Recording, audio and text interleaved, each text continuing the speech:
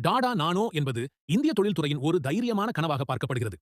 இந்தியாவின் முன்னணி தொழிலதிபரான ரத்தன் டாடாவின் சிந்தனையில் உதித்த இந்த திட்டம், இரு சக்கர வாகனங்களில் பாதுகாப்பின்றி பயணிக்கும் நடுத்தர மக்களுக்கு மலிவான, பாதுகாப்பான காரை வழங்குவதே முக்கிய நோக்கமாக இருந்தது. இந்த கனவை நனவாக்கும் முயற்சியில் நானோ கார் 2008ஆம் ஆண்டு டெல்லி ஆட்டோ எக்ஸ்போவில் அறிமுகப்படுத்தப்பட்டது. இதன் மிக முக்கியமான அம்சம் வெறும் ரூ. 1,00,000 என்ற விலையாகும். இது நானோவை உலகின் மிகவும் விலை குறைந்த காராக மாற்றியது. அத்துடன் உலக ஆட்டோமொபைல் துறையின் கவனத்தையும் ஈர்த்தது. இருப்பினும் இதன் பயணம் சவால்கள் நிறைந்ததாக இருந்தது.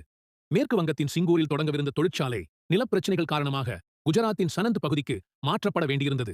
மேலும் ஆரம்ப காலத்தில் நிகழ்ந்த சில தீ விபத்து சம்பவங்கள் மக்கள் மத்தியில் அச்சத்தையும் கலவையான வரவேற்பையும் ஏற்படுத்தியது.